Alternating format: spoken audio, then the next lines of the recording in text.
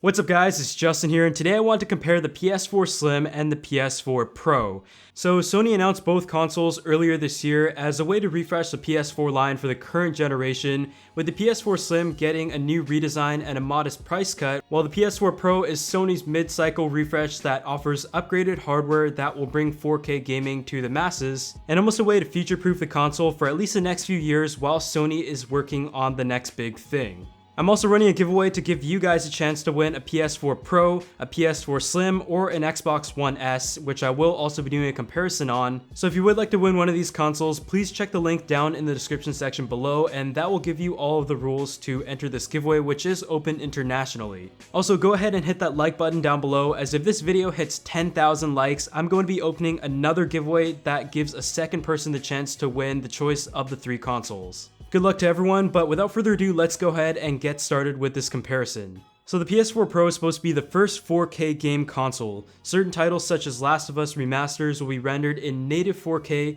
while others such as Call of Duty Modern Warfare will be able to display a higher resolution compared to the PS4 and PS4 Slim counterpart, but they will not be displayed in native 4K, for example. For those who own a 4K TV, and especially ones that have HDR support, you are going to like the upgrades in the PS4 Pro. When it comes to the price, the PS4 Slim is $299 in the US and $399 for the Pro. Starting out with the form factor, I wanted to kind of start out with the PS4, the PS4 Slim, and the PS4 Pro. The PS4 comes in at 12 inches by 11 inches by 2 inches and weighs in at about 6 pounds. The PS4 Slim, on the other hand, comes in at 11.3 inches, 10.4 inches by 1.5 inches, and it weighs in at about 4.6 pounds. On the other hand, the PS4 Pro is pretty much the double Big Mac version of the PS4 Slim, as it looks pretty much the same in terms of the design, but it does have an extra stack to it, and that comes in at 12.8 inches by 11.6 inches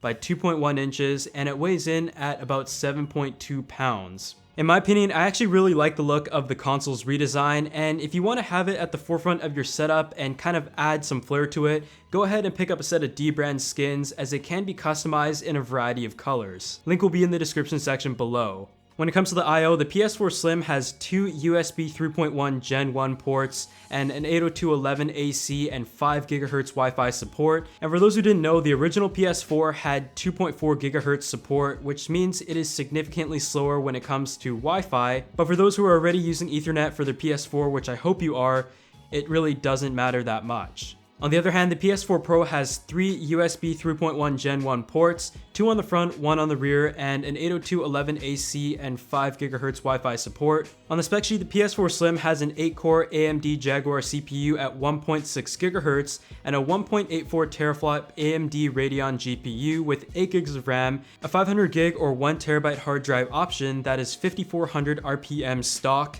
with Bluetooth 4.0 support, and of course a standard Blu-ray drive. The PS4 Pro, on the other hand, has an 8-core AMD Jaguar CPU clocked at 2.1 GHz, which Sony claims is 31% more capable, and a 4.2 teraflop AMD Radeon GPU, which is 228% faster. You've also got 8 GB of the same GDDR5 RAM and a 1 GB DRAM, and it comes in a 1 TB hard drive option, which is also 5400 RPM. But one thing that does separate the PS4 Pro from the PS4 Slim here is that the PS4 Slim has SATA 2 while the PS4 Pro has SATA 3, so that will really matter for those who plan to upgrade their PS4s to an SSD, as you're going to be getting about a read speed doubled compared to SATA 2, so a cap of about 300 megabytes per second on the PS4 Slim and a cap of about 600 megabytes per second on the PS4 Pro. So SSDs, for example, are about 400 to the high 500 megabytes per second on average, so if you plan to upgrade to an SSD, the PS4 Pro will take advantage of the full speed capabilities of your upgrade.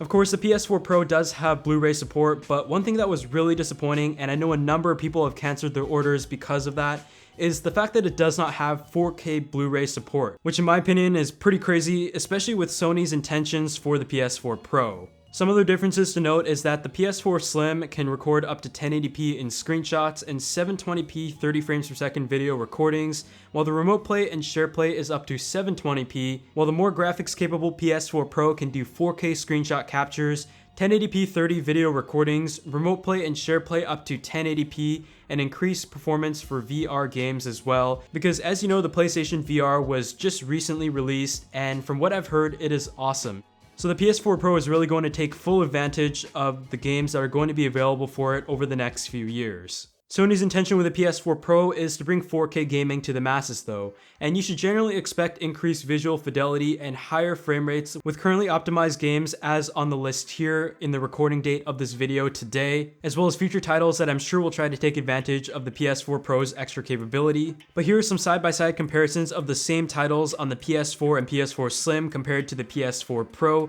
from the YouTube user CYCU1. Link to his channel will be in the description section below. The first comparison is from Infamous First Light, and in HDR mode the game looks better in terms of colors, and the game does not look as washed out as a PS4 version, and is able to show much more detail in a very contrast heavy game as you can see here. The PS4 Pro version is noticeably sharper, being rendered at a higher resolution, and one of the most apparent differences is the particle effects, which are much more pronounced on the PS4 Pro. Moving on to Uncharted 4, a game that has been known to have great graphics, as it is one of Sony's trademark titles for the PlayStation line over the past years. You can notice that it is vastly sharper on the PS4 Pro, giving a game that is already great for graphics a more lifelike experience. Looking at Rise of the Tomb Raider though, the differences aren't as pronounced compared to the other games that I just showed you, but aside from the game being sharper, the textures, especially on the clothing, are a bit more detailed, and the lighting of the game is slightly different as well, which makes it feel a little bit more cinematic.